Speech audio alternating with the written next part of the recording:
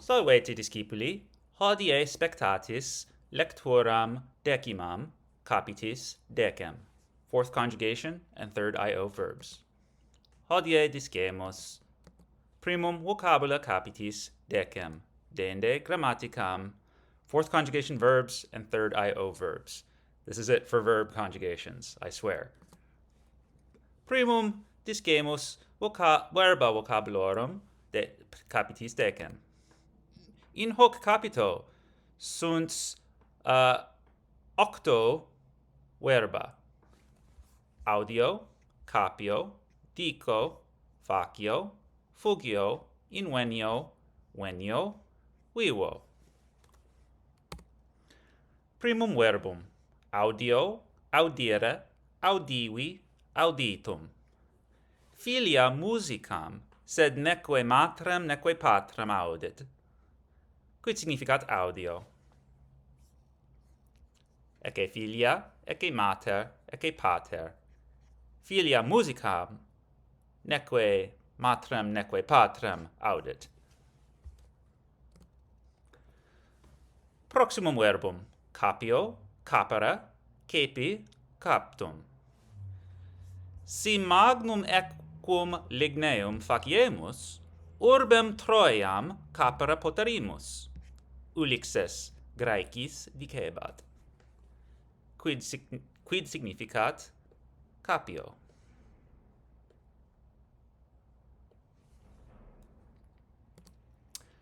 Proximum verbum: dico, dicere, dixi, dictum. Si magnum equum ligneum faciemus, urbem Troiam capere poterimus. Ulixes Graecis dicebat. Quid significat dico?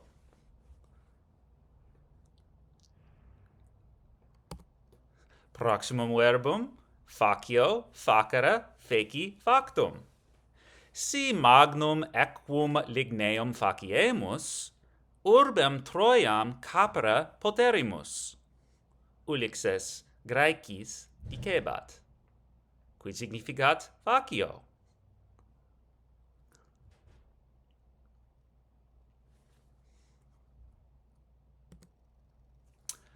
Proximum verbum: fugio, fugere, fugi, fugitorum. Feles murem venatur, et mus felem fugit. Celeriter fuga, o miser mus. Quid significat fugio? Ecce feles, ecce mus. Feles murem venatur, et mus felem fugit. Celerite fuga, o miser mus. Proximum verbum: invenio, invenire, inveni, inventum. Christophoros Columbus Americam non invenit, multi populi ibi habitabant. Quid significat invenio?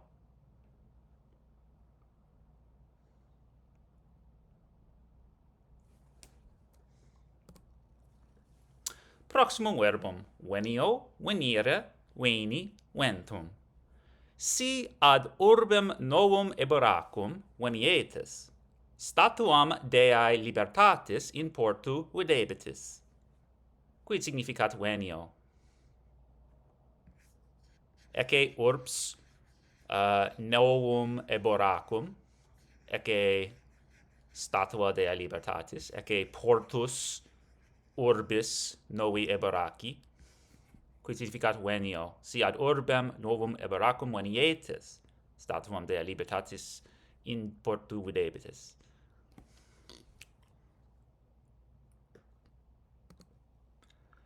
Ultimum verbum: vivo, vivere, vixi, victum.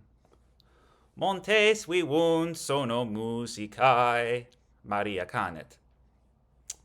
Quid significat vivo?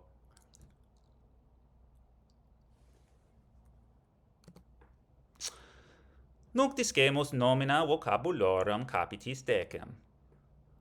Sunt novem nomina in hoc capite: amicitia, cupiditas, hora, natura, senectus, timor, veritas, via, voluptas. Primum nomen, amicitia, amicitiae. Marius Ludovicusque amici per multos annos erant. Amicitia illorum enim semper valebat. Dun dun dun dun. Quid significat amicitia?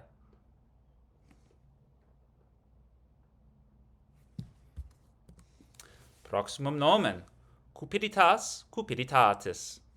Scrugus Anatinius magnam cupiditatem pecuniae habet, etiam in pecunia saepe natat. Quid significat cupiditas? Ecce scrugus, ecce multa pecunia, scrugus in pecunia natat. Quid significat? Proximum nomen, hora, horae. Hodie diem in viginti quatuor horas dividimus. Sed horologia nostra duodecim horas solum demonstrat. Unum, duo, tres, quatuor, quinque, sex, septem, octo, novem, decem, undecim, duodecim horae in horologio. Quid significat hora? Proximum nomen, senectus, senectutis. In senectute corpora hominum non valent, et multos morbos saepe habent, sed senectus multam sapientiam et auctoritatem habere saepe potest. Quid significat senectus? Proximum nomen, timor, timoris. Nihil nisi timorem ipsum, timere debemus. Roosevelt ille praesidens dicebat. Quid significat timor? Proximum nomen, veritas, veritatis. Veritas est symbolum universitatis Harvardensis. Nam ibi vera inveniunt et docent. Quid significat veritas? Proximum nomen, ultimum nomen, voluptas, voluptatis. Rex verus vitam sapientiae virtutisque agere debet. Tyranni enim vitas voluptatis vitiique agunt. Quid significat voluptas? Ecce imperator Nero, ille tyrannus Romanus. Nero vitam voluptatis agebat. Quid significat voluptas? Ultimum nomen, mea culpa. It's out of order, sorry. Via viae. Romani antiqui multas vias per Italiam Europam quo faciebant. Hodie illas videre potestis. Quid significat via? Ecce via Romana per ruinas urbis Romanae. Quid significat via?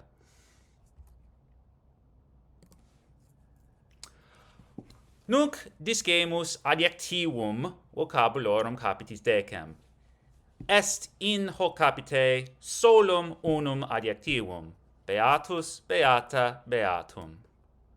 Nullus homo beatus est, dum vivit.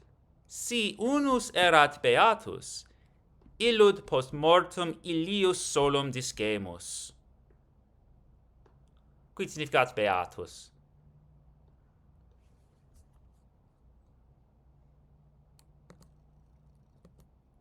Okay.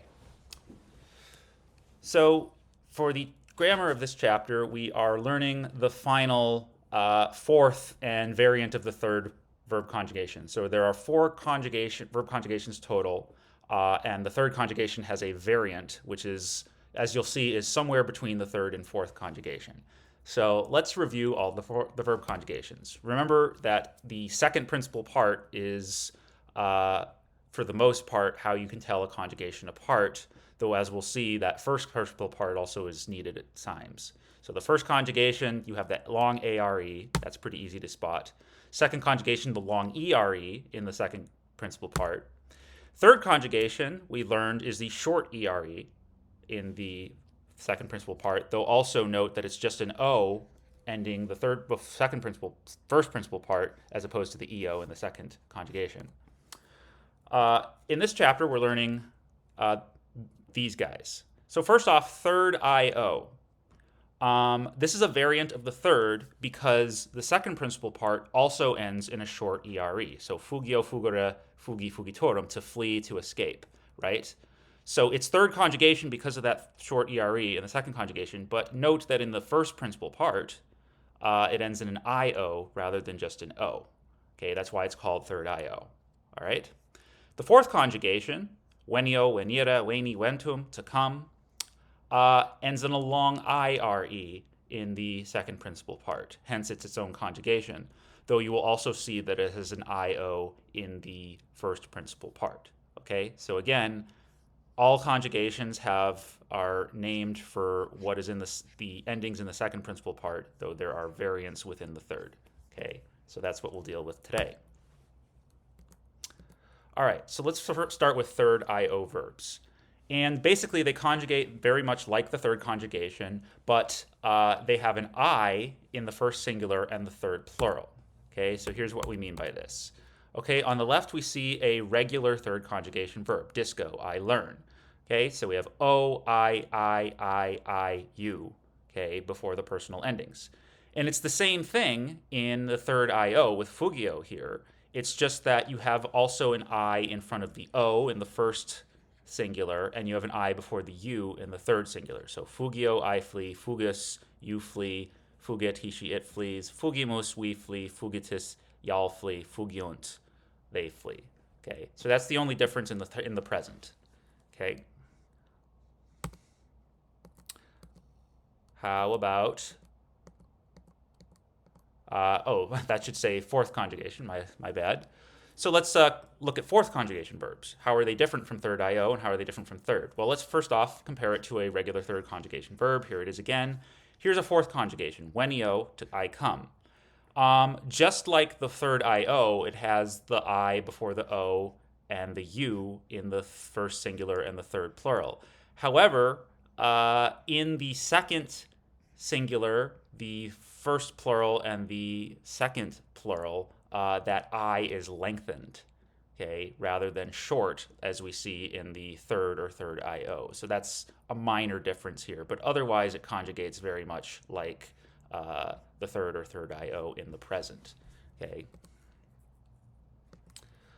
All right, let's look at the imperfect. Thankfully, with 3rd-io and fourth, the imperfect is very straightforward. It's just like the second or third, except that you put an I before that long E as your connecting vowel before the bam, ba, spots, etc.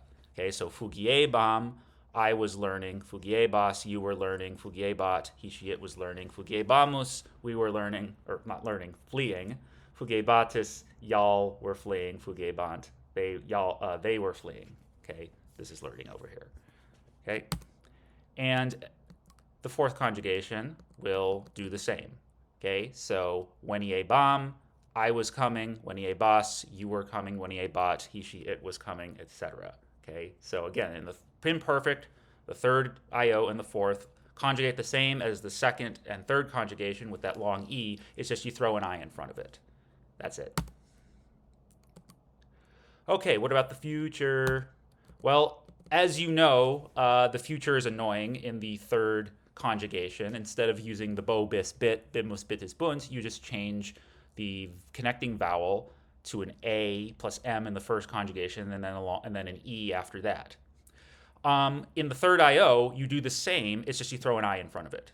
Okay, so if you've got down the funny thing that the future does in the third conjugation, then you're fine with 3rd-io and 4th. It's just throw an I in front of it. So fugiam, I will flee. Fugies, you will flee. Fugiet, he, she, it will flee. Fugiemus, we will flee. Fugietis, y'all will flee. Fugient, they will flee. Okay, and 3rd-io and 4th conjugation will do the exact same thing in the future as the 3rd-io, with the I in the front, with the same pattern as the third conjugation. So veniam, I will come. Venies, you will come. Veniet, he, she, it will come. Veniemus, we will come. Venietis, y'all will come. Venient, they will come. Okay? The only thing left then is the imperative, right? So now we have a full kind of paradigm for the imperative for every single verb conjugation. Okay, so think of it as the singular is just the second principal part with the RE cut off, right? So amo, amara, cut off the RE, ama, love. Okay, dokteo, gokera, cut off the RE, doke, learn. Okay, disco, discara, cut off the RE, learn, disket. Fugio, fugara, cut off the RE, fuga, flee. Venio, venire, cut off the RE, veni, come. And then for the plural, okay, you, for the most part, add a TE, though in the third conjugation, it's an ITE rather than an ETE. Okay, so discite, learn, y'all, learn. Fugite, flee, y'all, flee. And then in the fourth conjugation, that I is long, as we have seen. Venite, come, right? So there we go. Shouldn't be too hard to spot in the imperative. All right, cool. That is it for now, and I'll see you next time. Walete discipli.